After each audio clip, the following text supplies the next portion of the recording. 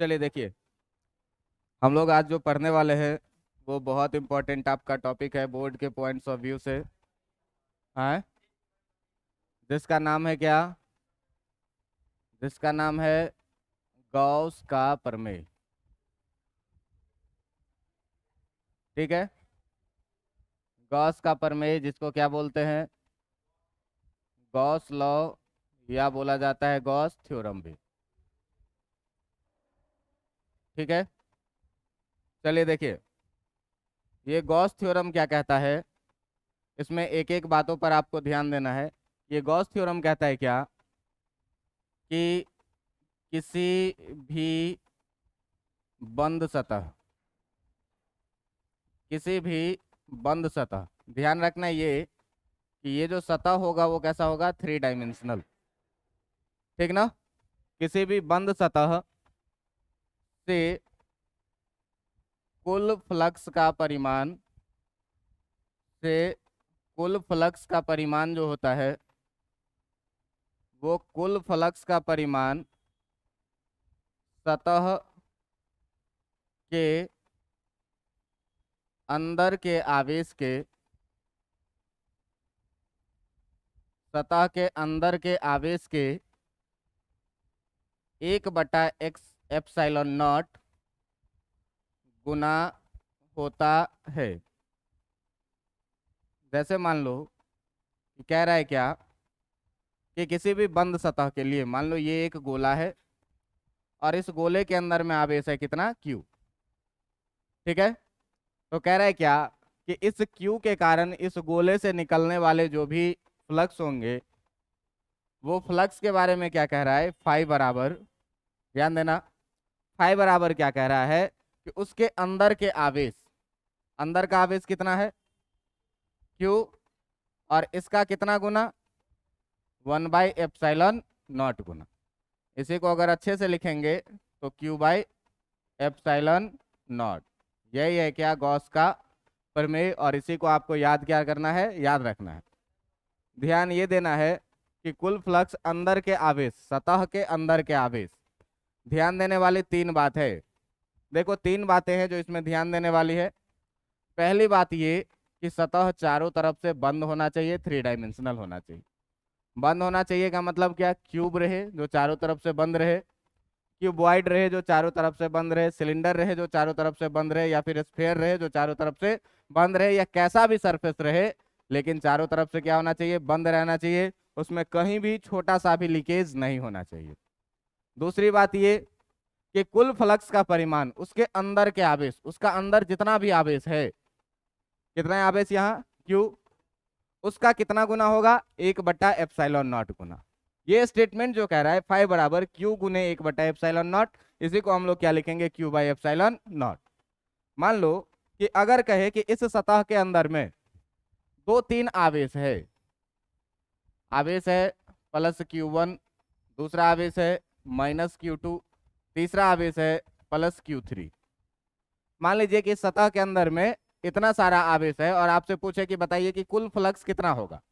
तो सबसे पहले आप देखिए कि ये जो सतह है ये बंद सतह है कि नहीं है? है। और अगर इसके अंदर हम बात करें टोटल चार्ज का, Q इनसाइड का, कि इसके अंदर में टोटल चार्ज कितना है, तो टोटल चार्ज देखोगे तो Q1 -Q2 और प्लस कितना, इतना चार्ज है इसके अंदर में। जो चार्ज पॉजिटिव है उसको पॉजिटिव में जोड़ेंगे, जो चार्ज नेगेटिव है उसको नेगेटिव में जोड़ेंगे।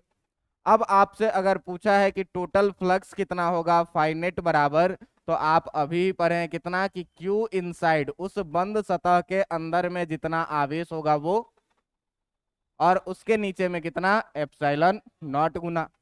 तो भाई अगर यहां से तुमसे पूछे कि फाइनेट बराबर कितना होगा, फाइनेट बराबर कितना होगा, तो Q इनसाइड तुम निकाल करके रखे हुए हो कितना? Q1 -Q2 +Q3, और नीचे में कितना? Epsilon not. बातें समझ में आ रही है कि नहीं?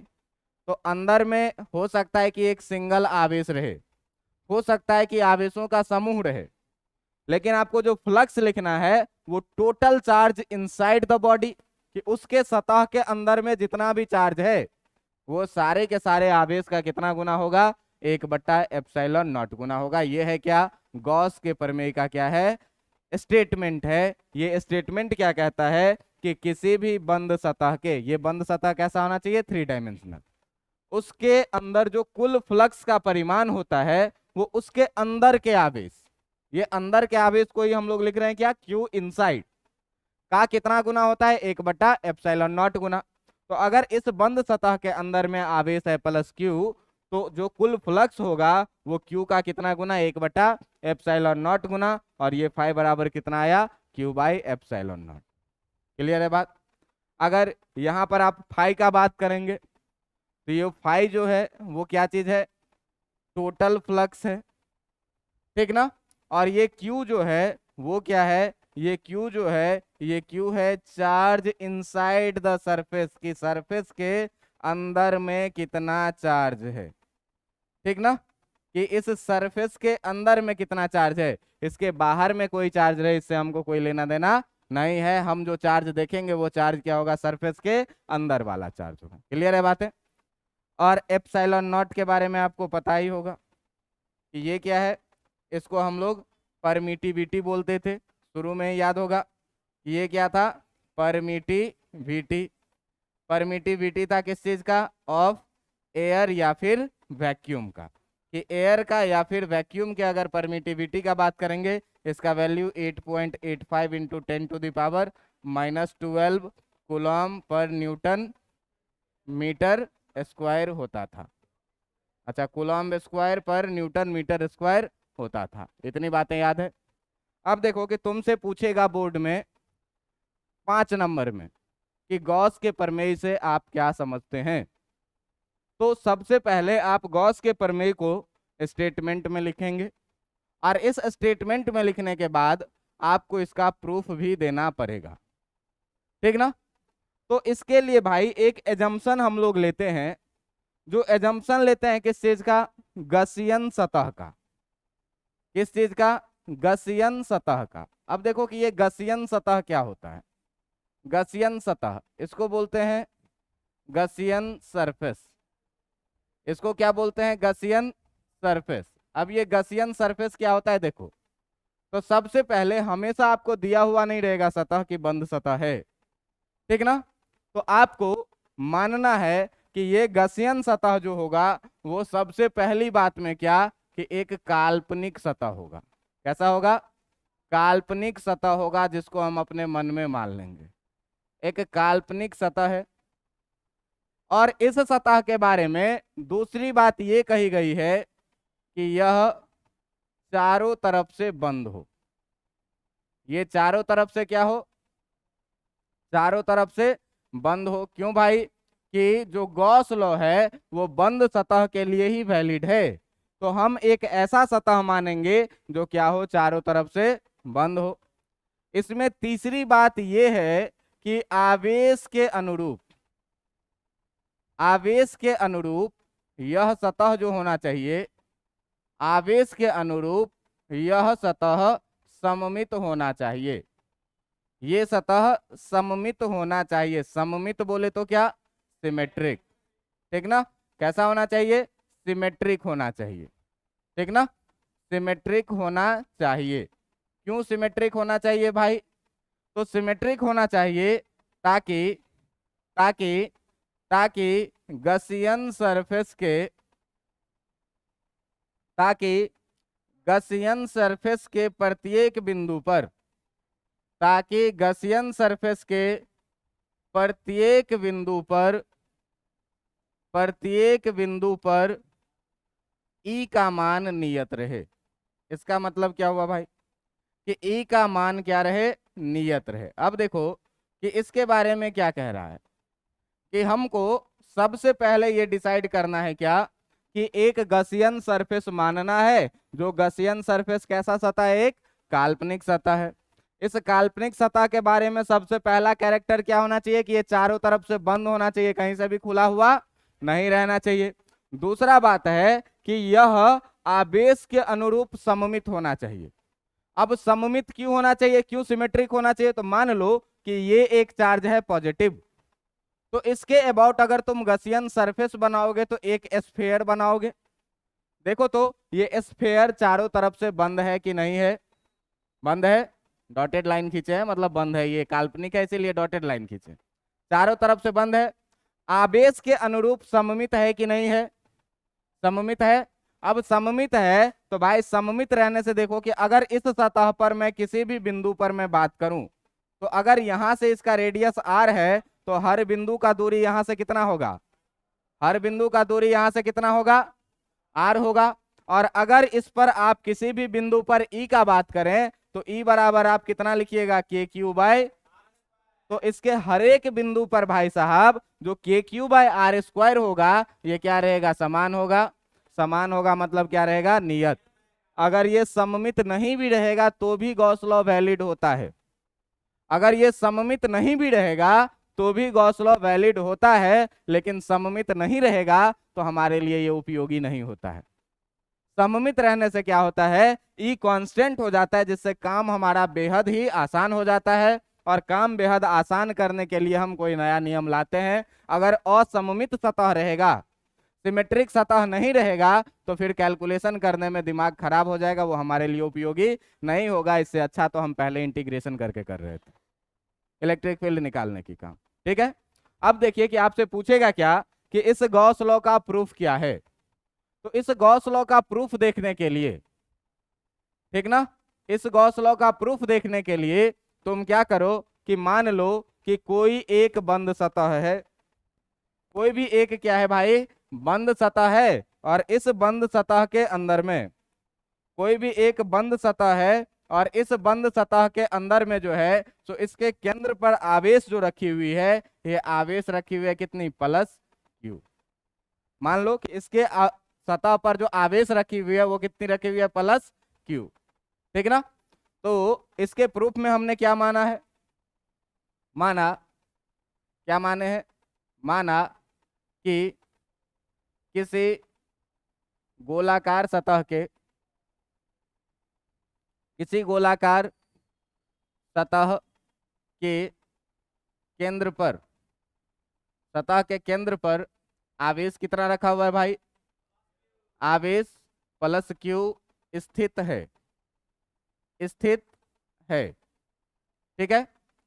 यदि गोले की त्रिज्या, यदि गोले की त्रिज्या, यदि गोले की त्रिज्या r है तो सतह के किसी भी बिंदु पर, तो सतह के किसी भी बिंदु पर, किसी भी बिंदु पर विद्युत क्षेत्र की जो तीव्रता होगी, किसी भी बिंदु पर विद्युत क्षेत्र की तीव्रता, विद्युत क्षेत्र की तीव्रता जो होगी वो तीव्रता कितनी होगी भाई? E बराबर 1/4πε0।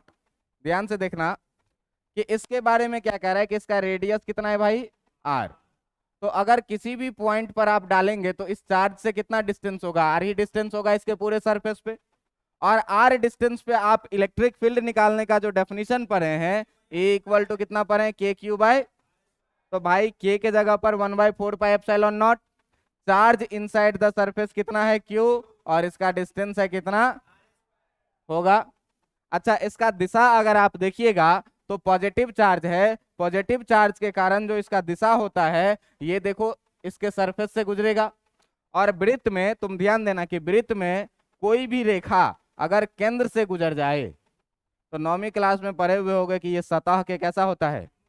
लंबवत होता है। अगर कोई भी रेखा केंद्र से गुजर जाए तो ये सतह के क्या होता है? तो आप ये बताइए भाई कि इससे जो इलेक्ट्रिक फील्ड आपका निकलने वाला है, इससे जो आपका इलेक्ट्रिक फील्ड निकलने वाला है, उस इलेक्ट्रिक फील्ड का डायरेक्शन ऐसे सतह के लंबवत बाहर के तरफ होगा कि नहीं होगा? होगा कि नहीं होगा? ये विद्युत क्षेत्र रेखा का दिशा होगा कि नहीं होगा? ई का दिशा। अच्छा, अब देखो कि ये चीज पता है हमको कि इसका दिशा जो होगा वो कैसा होगा? तो सतह के लंबवत होगा और बाहर के तरफ होगा। सतह के लंबवत बाहर के तरफ होगा। ठीक ना, बाहर की ओर इसका दिशा होगा। अब देखो कि ये जो सतह है, ये सतह तुम्हारा प्लेन सतह है कि कर्व सतह है? कर्व सतह है। तो जब भाई कर्व सतह है, इसको वक्र बोलते हैं हिंदी में, ठीक ना। जब ये वक्र सतह है तो वक्र सतह के लिए हम तुमको जब भी फ्लक्स निकालने के लिए बोले थे, तो फ्लक्स निकालने के लिए तुमको क्या बोले थे कि इसके सरफेस पर एक छोटा सा एलिमेंटल एरिया काट लो। इसके सरफेस पर क्या करो, एक छोटा सा एलिमेंटल एरिया काट लो, और इस छोटे से एरिया का नाम रख लो क्या, ds। ये बताओ कि एरिया का डायरेक्शन में हमेशा ही बोला हूं परपेंडिकुलर और किधर के तरफ, बाहर के तरफ। तो भाई परपेंडिकुलर और बाहर के तरफ है कि नहीं है। हमने यहां पर क्या किया है, हमने ये किया है कि गोले के सतह पर, गोले के सतह पर एक बहुत छोटा क्षेत्र, एक बहुत छोटा क्षेत्र, एक बहुत छोटा क्षेत्र क्या किए हैं, ds काटे हैं। एक बहुत छोटा क्षेत्र ds काटा, जिसका दिशा, जिसका दिशा कैसा है, जिसका दिशा सतह के लंबवत एवं बाहर के तरफ है, जिसका दिशा सतह के लंबवत बाहर की ओर है।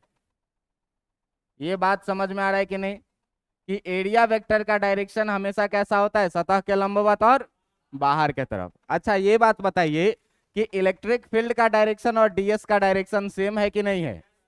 तो सेम है भाई। तो यहाँ पर अगर दोनों के बीच के कोण थीटा का बात करें तो थीटा बराबर कितना होगा, 0 डिग्री होगा कि नहीं।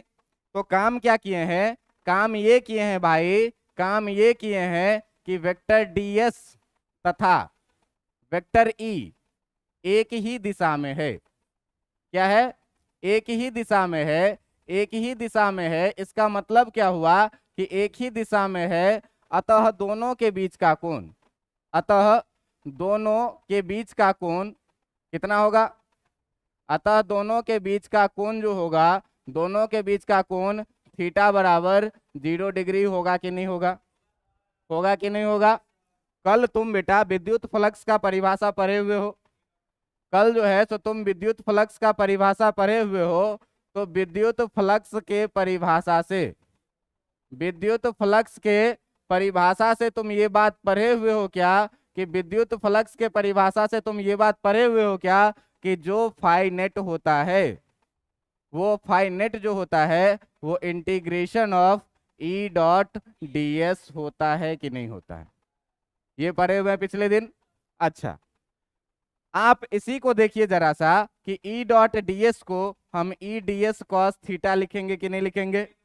अगर भाई साहब थीटा का मान तुमको पता है तो ये कितना हो जाएगा, ई ds cos कितना डिग्री, 0 डिग्री। cos 0 डिग्री का वैल्यू कितना होता है भाई, ई ds हो जाएगा कि नहीं हो जाएगा, cos 0 का वैल्यू 1 रखोगे तो।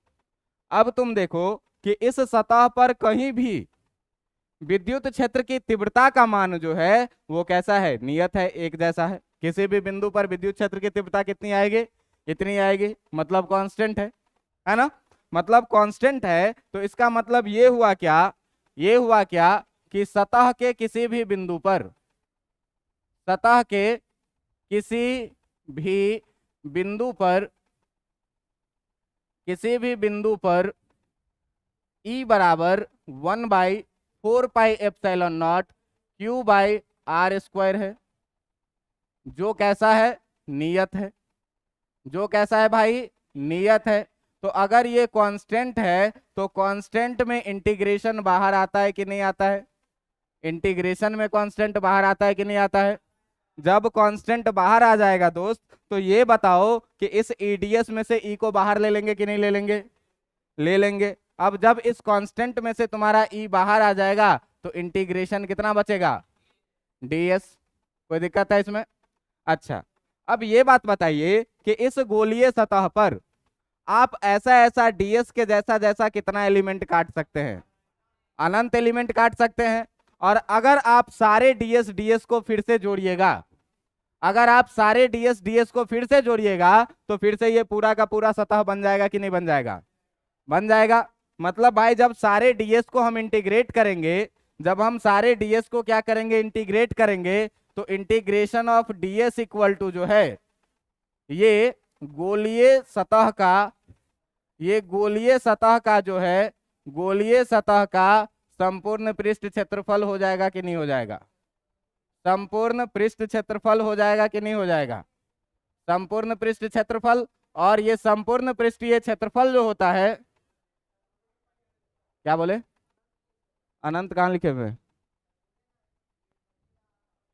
अनंत टुकड़ों में कटेगा। देखो पूरा गोला है और ये डीएस डायग्राम में देखने में खाली इतना बड़ा लग रहा है। ये डीएस एलिमेंटल एरिया है, इतना छोटा एरिया है कि ये सीधा दिखने लगे। तो ऐसा ऐसा इस पूरे गोला को, फुटबॉल देखे हो? फुटबॉल देखे हो ना? उस पे काला पीला नीला स्पॉट बना हुआ होता है ना? कितना स्पॉट होता है? बहुत सारा होता है। अगर उस काला पीला में से एक काला पीला को निकाल के 1000 टुकड़ा में तोड़ दें तो पूरा फुटबॉल कितना टुकड़ा में टूटेगा? बात समझ में आ रहा है? तो ये डीएस बहुत छोटा एलिमेंट है, ऐसा ऐसा कितना एलिमेंट में तोड़ सकते हैं? चलो देखो, अब देखो भाई कि जब पूरा डीएस को जोड़ेंगे तो गोलीय सतह का पूर्ण पृष्ठ क्षेत्रफल हो जाएगा कि नहीं हो जाएगा? अब देखिए कि गोलीय सतह के पूर्ण पृष्ठ क्षेत्रफल के बारे में आप जानते हैं कि ये कितना होता है? 4πr square. गोले का संपूर्ण पृष्ठ का क्षेत्रफल कितना होता है? 4πr square. अब देखो यहां पर डालो कि जब तुम यहां से लिखोगे फाइनेट बराबर, ध्यान देना, जब लिखोगे फाइनेट बराबर तो ई के जगह पर कितना निकाले? 1/4πε0 क्यू बाई कितना? R square. ई के जगह पर देखिए आप इतना निकाल चुके हैं पहले ही, है ना? Q by r square. और इंटीग्रेशन ऑफ डीएस के जगह पर, इंटीग्रेशन ऑफ डीएस के जगह पर कितना लिखिएगा? 4πr square. ध्यान दीजिएगा, तो देखिए आर स्क्वायर से आर स्क्वायर जाएगा, 4π से 4π जाएगा। तो यहाँ पर जो फाइनेट निकल के आ रहा है वो फाइनेट ऊपर में कितना बचा और नीचे में कितना बचा? यहाँ पर गॉस थ्योरम हो गया क्या? बात समझ में आया कि नहीं आया? बात समझ में आया कि नहीं आया? यही है गॉस थ्योरम का प्रूफ। अगर आप इतना करके दिखा देते हैं, अगर आप इतना करके दिखा देते हैं यहाँ से, क्या यहाँ से अगर आप स्टेटमेंट लिख देते हैं ये, और स्टेटमेंट के बाद अगर प्रूफ में आप यहाँ से कर देते हैं, प्रूफ का पूरा कहानी ऐसे लिख के आप कर देते हैं यहाँ तक, तो आपको मिल जाएंगे कितने नंबर? 5 नंबर। अब देखो कि इसका उपयोग सवाल बनाने में कैसे कैसे किया जाता है। अब देखो ये गॉस लॉ आसान क्यों है? गॉस लॉ आसान क्यों है इलेक्ट्रिक फील्ड निकालना? तो अभी तक तुम एनालिटिकल मेथड से, मैथमेटिकल मेथड से इलेक्ट्रिक फील्ड निकाल रहे थे, पॉइंट चार्ज के कारण निकाल रहे थे, डिफरेंट डिफरेंट चार्ज डिस्ट्रीब्यूशन के कारण निकाल रहे थे, है ना?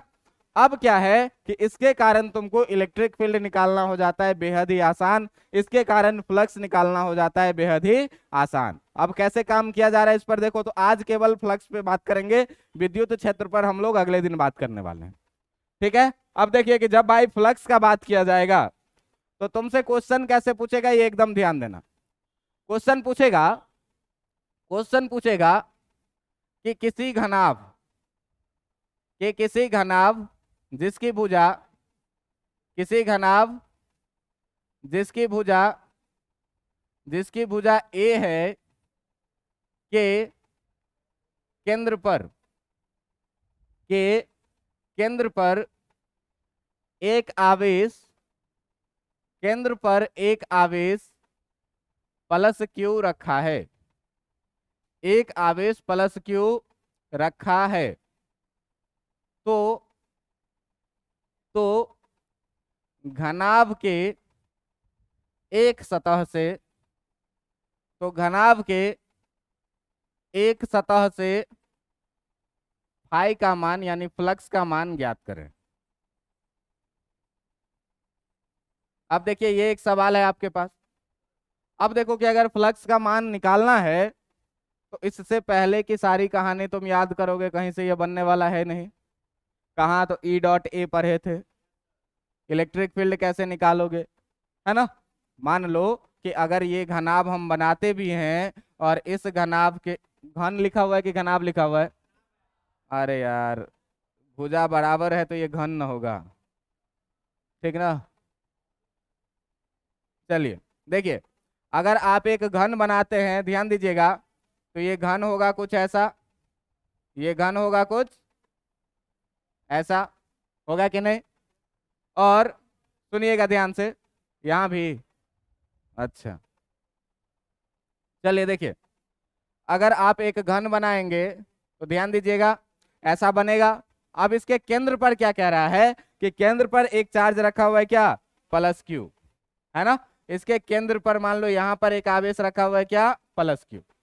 अब ध्यान दो कि अगर तुम एक सतह से, मान लो कि इसी सतह से अगर तुम फ्लक्स निकालना चाहो तो तुमको इसका एरिया तो पता है कि भाई इसका लेंथ भी ए है, ब्रेथ भी ए है, हाइट भी ए है, तो ये एक स्क्वायर होगा जिसका एरिया हो जाएगा कितना, ए स्क्वायर। लेकिन तुमको फ्लक्स निकालने के लिए प्लेन सरफेस से परे हुए कितना, ई इंटू ए परपेंडिकुलर, परे हुए कि नहीं। जरा सा ध्यान से देखो कि यहां से तुम कौन सा डिस्टेंस, यहाँ पर इलेक्ट्रिक फील्ड अलग, यहाँ पर इलेक्ट्रिक फील्ड अलग, यहाँ पर इलेक्ट्रिक फील्ड अलग, यहाँ पर इलेक्ट्रिक फील्ड अलग होगा कि नहीं। मान ले ये रूम है घनाभ, मैं बीच में खड़ा हूं, मैं बीच में खड़ा हूं और इस दीवार से फ्लक्स निकालना है, तो इस दीवार के हर एक बिंदु का दूरी मेरे से अलग अलग है कि नहीं है।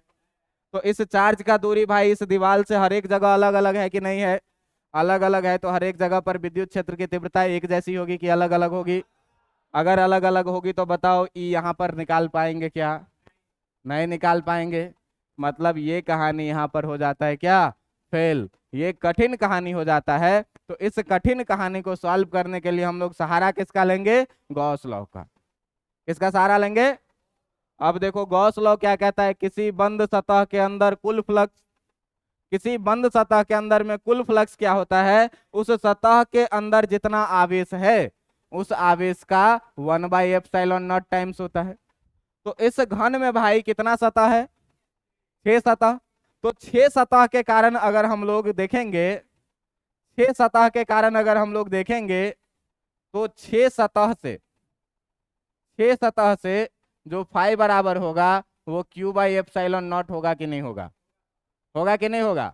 अब देखो क्यों कि ये बंद सतह है और गॉस लॉ बंद सतह के लिए वैलिड है, तो यहां हम गॉस लॉ लगा सकते हैं कि नहीं लगा सकते हैं, लगा सकते हैं। तो गॉस लॉ कहता है क्या कि जो कुल फ्लक्स होगा वो कुल फ्लक्स उस सतह के अंदर कितना चार्ज है उस चार्ज का 1/ε0 टाइम्स होगा। लगा दिए कि 6 सतह से होकर के जो कुल फ्लक्स आ रहा है कितना, Q/ε0। तो भाई एक सतह से जो फ्लक्स का वैल्यू आएगा वो कितना आएगा, Q/ε0 गुने 6 भाग में बांट देंगे कि नहीं। 6 गो से इतना फ्लक्स हो रहा है तो एगो से इतना बट्टा 6। तो एक सतह से जो फ्लक्स होगा 5 फ्रॉम 1 सरफेस, ये कितना हो जाएगा 1 सरफेस Q/6 इंटू ε0। कहोगे कैसे। तो देखो तुम पढ़े हुए हो क्या कि विद्युत क्षेत्र रेखाएं जितनी सतह से पास करती है उसी को क्या कहते हैं, फ्लक्स कहते हैं। तो आप देखिए कि यहां से ये पॉजिटिव चार्ज है, विद्युत क्षेत्र रेखाएं सभी दिशाओं में निकलेगी कि नहीं निकलेगी, सभी दिशाओं में जब निकलेगी भाई तो ये बताओ कि जो 6 सतह है इस 6 सतह से होकर के सब सतह से बराबर बराबर लाइन जाएगा कि नहीं, जाएगा, जाएगा। अब जब सब सतह से बराबर बराबर लाइन जाएगा इसका मतलब हर सतह का जो फ्लक्स होगा वो कैसा होगा, बराबर, क्योंकि हर सतह का जो क्षेत्र है वो भी क्या है, बराबर है। इसे ठीक बीच में अगर ये मान लो कि ये घर जो है वो घनाकार घर है और इसके ठीक सेंटर में रख करके हम एक बम को फोड़ दें तो जितना फर्श को नुकसान पहुंचेगा उतना ही छत को, उतना ही चारों दीवार को भी नुकसान पहुंचेगा कि नहीं। तो मान ले भाई ये चार्ज बम है और इस बम से इलेक्ट्रिक फील्ड चारों दिशाओं में निकल रही है, निकलेगी कि नहीं। तो हर दीवार से होकर के जो पास करने वाली रेखाओं की संख्या होगी वो बराबर होगी कि नहीं होगी, बराबर होगी कि नहीं होगी, होगी। अब जब बराबर होगी भाई साहब तो आप ये बताइए कि जब ये बराबर होगी इसका मतलब हर सतह का फ्लक्स बराबर होगा कि नहीं होगा, बराबर होगा। अब सारे सतह के कारण फ्लक्स जो होगा वो गॉस लॉ कह रहा है कि Q/ε0 होगा। तो सारा सतह मतलब कितना सतह है, 6 सतह। तो 6 सतह के कारण जो फ्लक्स होगा वो कितना, Q/ε0। तो एक सतह के कारण कितना होगा, इसका छठा भाग। सवाल सॉल्व। तो जहां पर ये लफड़ा में फंस रहा था वहां से गॉस लॉ लग करके क्या हो गया, बराबर हो गया। अरे यहाँ से देखो यार, यहाँ से जो फील्ड लाइन निकलेगा तो जितना इस दीवार से पास करेगा उतना ही उस दीवार से भी पास करेगा, उतना ही छत से भी पास करेगा, उतना ही फर्श से भी और उतना ही पीछे से ही। तो जितना लाइन पास करता है उसी लाइन के संख्या को तो आप लोग फ्लक्स बोलते हैं, उसी लाइन के संख्या को क्या बोलते हैं, फ्लक्स। तो भाई सब दीवार से अगर बराबर फ्लक्स निकल रहा है तो हमको पता है कि इस 6 दीवार के कारण, इस पूरे बंद सतह के कारण जो फ्लक्स है वो गॉस लॉ साहब कह के गए हैं क्या कि Q/कितना, ε0। और हर से बराबर बराबर है, मतलब एक सतह से कितना निकलेगा, इसका छठा भाग। समझ में आया कि नहीं आया? समझ में आया। अगला सवाल देखिए, अगला सवाल देखिए कि अगला सवाल क्या कह रहा है। अगला सवाल कह रहा है कि एक हेमीस्फीयर है, अर्धगोला, ठीक है, एक अर्धगोला है। कह रहा है क्या कि एक अर्धगोले के केंद्र पर, कह रहा है क्या कि एक अर्धगोले के केंद्र पर, के केंद्र पर आवेश प्लस क्यू रखा है, आवेश प्लस क्यू रखा है, तो उसके सतह से, तो उसके सतह से फाई का मान ज्ञात करें, यानी विद्युत फ्लक्स का मान ज्ञात करें। कैसे निकलेगा, देखिए ध्यान से। सवाल क्या कह रहा है कि ये एक अर्धगोला है। अब इस अर्धगोले के केंद्र पर कह रहा है कि इस अर्धगोले के केंद्र पर जो आपने आवेश रखा है वो कितना रखा है, प्लस क्यू। तो आपको कह रहा है क्या कि अर्धगोले से बताओ फ्लक्स का मान कितना होगा। तो यहाँ पर तुम दो चीज कर सकते हो। एक तो यहाँ पर हर जगह पर देखोगे तो विद्युत क्षेत्र की तीव्रता एक जैसी आ जाएगी तुम्हारी, है ना। तो यहाँ पर एक तो तुम गॉस लॉ लगा सकते हो। कैसे लगाओगे, ध्यान देना। तो देखो भाई, अगर किसी भी पॉइंट पर तुम छोटा सा तुम एलिमेंट लेते हो तो इसका एरिया ds किधर के तरफ होगा, बाहर के तरफ होगा। ये पॉजिटिव चार्ज है, इसके कारण इलेक्ट्रिक फील्ड जो होगा वो भी किधर के तरफ होगा, थीटा बराबर कितना, 0 डिग्री, दोनों सेम डायरेक्शन में है। अब देखिए कि फ्लक्स का डेफिनेशन क्या कहता है, फाई बराबर कहता है integration of E dot ds, यही ना कहता है ई डॉट ds। अब देखो कि इस सतह पर कोई भी बिंदु लो तो इसका डिस्टेंस कितना होगा, कोई भी बिंदु लो डिस्टेंस कितना होगा, कोई भी बिंदु लो डिस्टेंस कितना होगा। तो r बराबर है, तो इसका मतलब अगर E बराबर निकालोगे किसी भी बिंदु पर तो 1/4πε0 क्यू बाई कितना, r² आएगा कि नहीं आएगा, आएगा कि नहीं। अच्छा देखिए कि यहां से फ्लक्स बराबर क्या कहता है, फाई बराबर क्या कहता है कि इंटीग्रेशन ई डॉट ds को लिख लो ई ds कॉस, और थीटा के जगह पर कितना, 0 डिग्री। भाई साहब ये इंटीग्रेशन ऑफ ई ds के बराबर में हो जाएगा कि नहीं हो जाएगा। अब देखो कि इसके किसी भी बिंदु पर चूंकि इलेक्ट्रिक फील्ड का मान हर जगह पर बराबर है, ये किसी भी पॉइंट के लिए कैसा है, कांस्टेंट है, क्योंकि हर जगह r का मान बराबर है और चार्ज वही है। तो q constant, r constant, 1/4πε0 constant, मतलब ये भी क्या, कांस्टेंट। और कांस्टेंट को भाई साहब इंटीग्रेशन में बाहर निकाल लेंगे कि नहीं निकाल लेंगे, निकाल लेंगे। अब जरा सा देखिए कि ये जो फाई निकल के आ रहा है, फाई निकल के आ रहा है ई का वैल्यू, तो ई का वैल्यू तो पता है 1/4πε0 क्यू बाई कितना, r² और इनटू। अब इस ds को जब तुम काटोगे तो ये अर्धगोले का ये पूरा क्षेत्रफल निकल के आएगा कि नहीं निकल के आएगा, निकल के आएगा कि नहीं आएगा, ये पूरा क्षेत्रफल निकल के आएगा। और अर्धगोले का पृष्ठीय क्षेत्रफल कितना होता है, पूरा स्फीयर का जितना होगा उसका आधा। संपूर्ण पृष्ठ ये ऊपर से बंद नहीं है, ठीक ना। अब देखिए ये ऊपर से कोई लाइन अगर बंद भी है तो ऊपर से कोई फ्लक्स नहीं निकलेगा। ध्यान दीजिएगा कि ऊपर वाला ढक्कन जो है, ये ऊपर वाला ढक्कन से लाइन कैसे पास करेगा, पैरेलल, तो इसको कोई लाइन क्रॉस नहीं करेगा। अब देखिए कि अगर इसका ये वक्र सतह का हम लोग बात करें तो वक्र सतह का क्षेत्रफल कितना आ जाएगा, 2πr²। देखो r² से r² जाएगा कि नहीं जाएगा, पाई से पाई जाएगा कि नहीं, और 2 से 2 जा पे जाएगा कि नहीं, कितना बचा, q/2 टाइम्स ε0। ये निकल के आया क्या, फाइनेट। ये तो था मैथमेटिकली। जरा सा गॉस लॉ से देखो, ठीक ना, जरा सा गॉस लॉ से देखो। तो गॉस साहब क्या कह के गए कि किसी भी बंद सतह के कारण, गॉस साहब क्या कह के गए कि किसी भी बंद सतह के कारण जो टोटल फ्लक्स होता है वो कितना होता है, q/ε0। तो मान लो कि यहाँ पर जो चार्ज रखा हुआ है ये कह रहा है क्या कि यहाँ पे चार्ज हम रखे हुए हैं q, लेकिन ये अभी बंद सतह तो है नहीं, ये बंद सतह है नहीं। तो पहले हमको क्या करना पड़ेगा, सतह को बंद करना पड़ेगा। तो याद करो अब गॉसियन सतह, गॉसियन सतह कह रहा है कि एक ऐसा सतह आप चुनिए जो इसको क्या कर दे, चारों तरफ से बंद कर दे और चार्ज के अबाउट सिमेट्रिक कर दे। चारों तरफ से बंद हो गया कि नहीं हो गया, चार्ज के अबाउट चारों तरफ सिमेट्रिक हो गया कि नहीं हो गया। अब देखो ध्यान से कि गॉस साहब कह के गए हैं कि जो फाइनेट बराबर होगा ये होगा कितना, क्यू बाई एप्सिलॉन नॉट पूरे सतह के लिए। कितना होगा, क्यू बाई एप्सिलॉन नॉट। तो आधा ऊपर और आधा नीचे, हमको तो नीचे वाला सतह केवल चाहिए।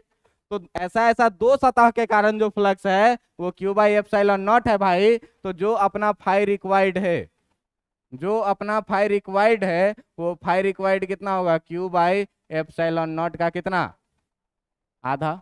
बात समझ में आया कि नहीं। पूरे सतह के कारण जो फ्लक्स का मान आया वो कितना, क्यू बाई एप्सिलॉन नॉट। तो इस आधे सतह के कारण जो फ्लक्स का मान आएगा वो टोटल फ्लक्स का कितना, आधा आएगा। भाई ये देखो ध्यान से कि ये Q by 2 times epsilon not, यही आंसर पीछे भी आया है कि नहीं आया है। बात समझ में आया कि नहीं। ये आसान कि वो आसान। गॉस लॉ इसीलिए पढ़ा गया है क्या, कि फ्लक्स निकालने का, इलेक्ट्रिक फील्ड निकालने का आपको बेहतर से बेहतर, आसान से आसान तरीका मिल पाए। बात समझ में आ रहा है। तो हमेशा सबसे पहले एक ऐसा सतह चुनना है जो सतह क्या हो, चारों तरफ से बंद हो। चारों तरफ से क्या हो, बंद हो। बंद हो तो टोटल के कारण फ्लक्स निकालेंगे। फिर हम लोग सतह गिनेंगे कि कितना ऐसा ऐसा सतह बन रहा है, जितना हमको चाहिए उतना निकाल लेंगे। कैसे, यूनिटरी मेथड, एक ही की नियम लगा करके। दो सतह के कारण इतना तो एक सतह के कारण इसका आधा। बात समझ में आ रहा है कि नहीं आ रहा है। अब देखिए इसी कॉन्सेप्ट पर, इसी कॉन्सेप्ट पर एच सी वर्मा सर के बुक में एक सवाल है। कह रहा है क्या, सुनिए। कह रहा है क्या, कह रहा है क्या कि एक सतह है, कह रहा है क्या कि एक सतह है जो सतह वर्गाकार है और इसकी भुजा है कितनी, ए। कह रहा है क्या कि एक सतह है जो सतह कैसा है, वर्गाकार, इसकी भुजा है कितनी, ए। कह रहा है क्या कि इस सतह से a/2 ऊंचाई पर, इसके केंद्र से a/2 ऊंचाई पर जो है a/2 पर एक आवेश रखा हुआ है प्लस क्यू। ठीक ना, एक आवेश रखा हुआ है क्या, प्लस क्यू। क्वेश्चन लिख दूं क्या, लिख दूं, एक वर्गाकार, एक वर्गाकार सतह जिसकी भुजा, जिसकी भुजा, जिसकी भुजा ए है के केंद्र से, के केंद्र से a/2 की दूरी पर, a/2 की दूरी पर एक आवेश, एक आवेश प्लस क्यू रखा है या स्थित है, रखा है। तो उस सतह से, तो उस सतह से फाई का मान ज्ञात करें, फाई का मान ज्ञात करें। ध्यान दीजिएगा, ध्यान दीजिएगा आप ध्यान से। तो भाई इसमें देखो कि ये अगर सरफेस है, मान लो यही है ये वर्गाकार सतह, और इसके केंद्र से a/2 दूरी पर जो है सो एक आवेश प्लस क्यू रखी हुई है। तो अब यहाँ से देखो कि सतह के हर एक बिंदु पर विद्युत क्षेत्र की तीव्रता का मान क्या है, हट का था। यहाँ से उस कोने का दूरी और यहाँ से इसका दूरी, अंतर होगा कि नहीं होगा, होगा कि नहीं। तो एक समान रहेगा कि असमान रहेगा। फॉर्मूला से फ्लक्स निकाल पाएंगे क्या, नहीं निकाल पाएंगे। तुम्हारे पास फर्श दिया हुआ है, इस फर्श पर क्या करो, एक बिल्डिंग खड़ा करो। तो इस फर्श पर जब दोस्त एक बिल्डिंग खड़ा करोगे तो ये जो बिल्डिंग होगा, ये जो बिल्डिंग होगा, ये जो बिल्डिंग होगा, वो बिल्डिंग कुछ इस तरीके से घनाभाकार बन जाएगा क्या, कहीं मिस हो गया कोई सलाह, ऊपर मिस हो रहा है ये वाला, चल देख, दिख रहा है, दिख रहा है कि नहीं दिख रहा है। बेसमेंटे टेढ़ा है तो घर तो टेढ़ा होगा ही ना। चलो देखो क्या कि फर्श दिया हुआ था, कह रहा था क्या कि फर्श से a/2 दूरी पर जो है सो एक आवेश था, पूरा का पूरा घर बना दिए। अब तुम ध्यान से देखो ये आवेश ठीक बीच में आ जाएगा कि नहीं आ जाएगा। अरे यार ऐसा देखो कि जो अपने पास गिवन चीज था, वो गिवन चीज था क्या, 3 डायमेंशनल वाला नहीं है, इसमें घन घनाभ कहीं था कहीं पर। चलो छोड़ो हटाओ, उतना माथा नहीं लगाते हैं क्या। देखिए हाथ से ही बनाते हैं। अच्छा ये भी,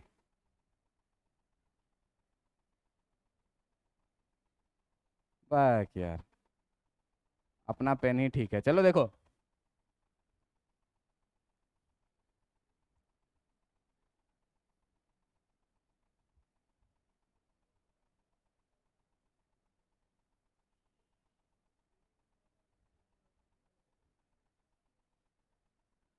देखो तुम्हारे पास जो गिवन है वो गिवन क्या है, ये नीचे वाला फर्श तुम्हारे पास दिया हुआ है जिसका लेंथ और ब्रेथ कितना है, ए और ए। इसके ऊपर मैंने क्या किया, एक घर बना दिया, गॉसियन सतह। आवेश के बारे में कह रहा है क्या कि इससे a/2 दूरी पर है, तो a/2 दूरी पर आएगा मतलब कहाँ जाएगा, ठीक बीच में आ जाएगा।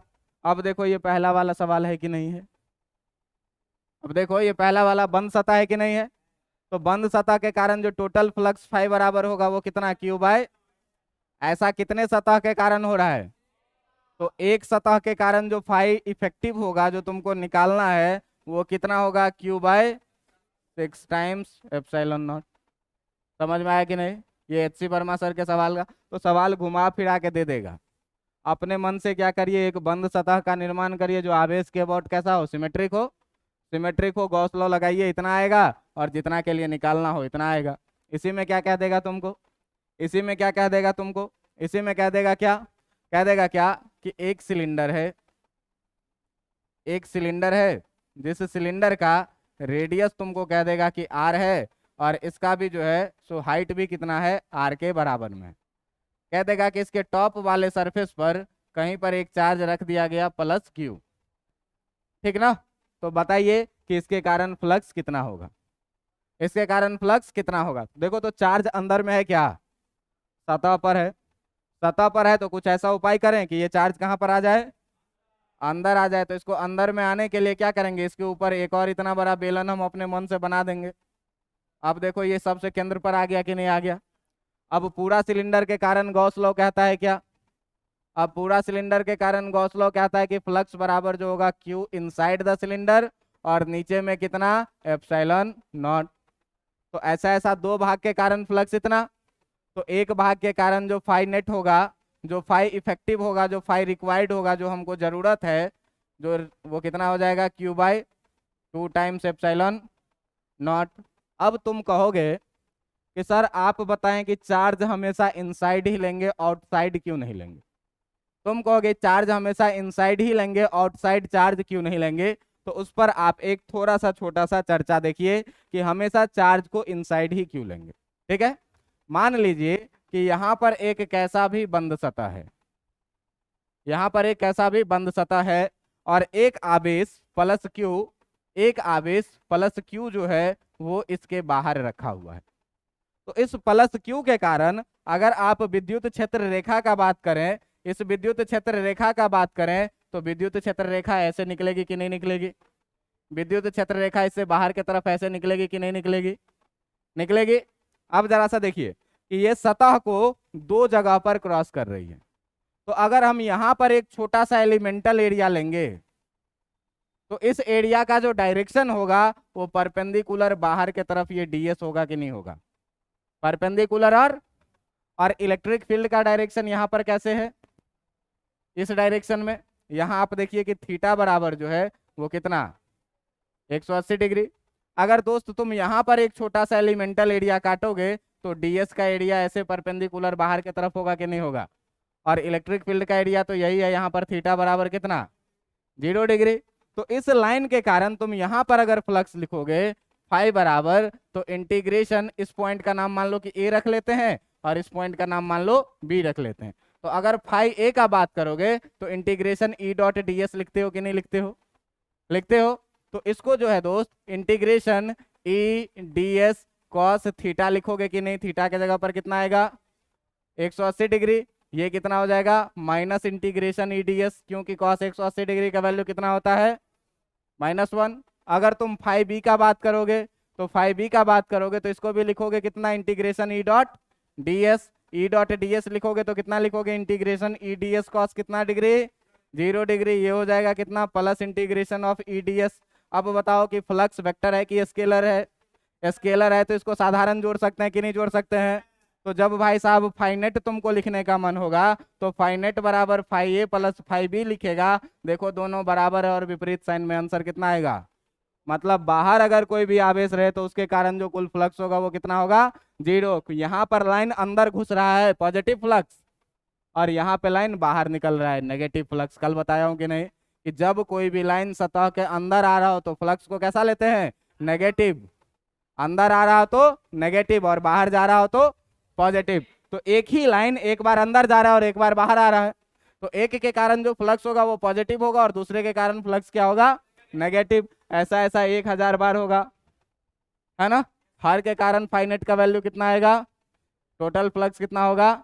लेकिन अगर चार्ज सतह के अंदर में रहेगा, ये मान लो -EQ, तो इसके कारण जो इलेक्ट्रिक फील्ड लाइंस होगा वो केवल अंदर आएगा, यहाँ से बाहर जाने का कोई मतलब नहीं है। तो यहाँ पर जो फ्लक्स का वैल्यू आएगा वो फ्लक्स का वैल्यू नेगेटिव आएगा, क्योंकि चार्ज अंदर आ रहा है। और अगर मान लीजिए कि इस सतह के अंदर पॉजिटिव चार्ज रखा हुआ है तो यहाँ से लाइन केवल कहाँ जाएगा, बाहर जाएगा, और इसके कारण जो फ्लक्स का वैल्यू आएगा वो फ्लक्स कैसा आएगा। बात समझ में आ रहा है कि नहीं। तो हमेशा चार्ज Q इनसाइड ही क्यों लेंगे, ये चीज ध्यान में रहेगा कि हमेशा वैसे चार्ज को ही लेना है गॉस लॉ में जो कहाँ पर हो, सतह के अंदर हो। अगर कोई चार्ज सतह के बाहर रहेगा तो उसके कारण जो नेट फ्लक्स आ जाता है वो कितना आ जाता है।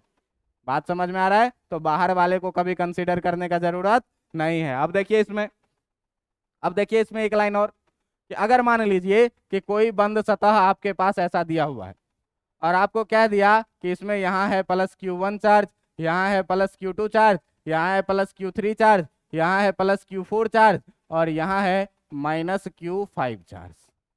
अब आपको कह दे कि बताओ कि टोटल फ्लक्स कितना है। तो फ्लक्स के बारे में दोस्त तुम एक ही बात याद रखना कि फाइनेट जो होता है वो होता है कितना, Q इनसाइड द चार्ज, और उसका कितना, ε0 टाइम।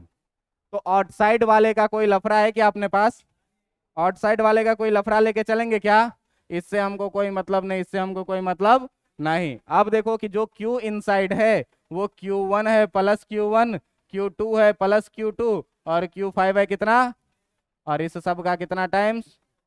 समझ में आ रहा है कि नहीं आ रहा है। हाँ जी, गॉस लॉ में ही बात कर रहे हैं कि गॉस लॉ में हम लोग सरफेस के बाहर वाले किसी चार्ज को कभी कंसीडर नहीं करेंगे। चार्ज को किसको कंसीडर करना है, अंदर वाले को। बात समझ में आ रहा है। इस पर एक आध और सवाल करवाएंगे अगले दिन गॉस लॉ पर।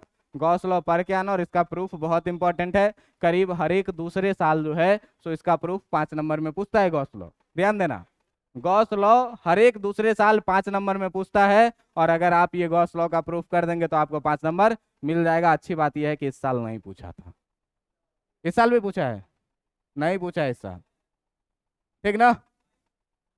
इस साल नहीं पूछा है तो तुम समझ सकते हो अगले साल के लिए ये इंपॉर्टेंट हो रहा है। और अगले दिन हम लोग गॉस लॉ का एप्लीकेशन के तरफ बढ़ेंगे। 5-6 दिन एप्लीकेशन पढ़ेंगे, 4 दिन या 5 दिन चैप्टर खत्म, ठीक है। फर्स्ट पेज, अच्छा।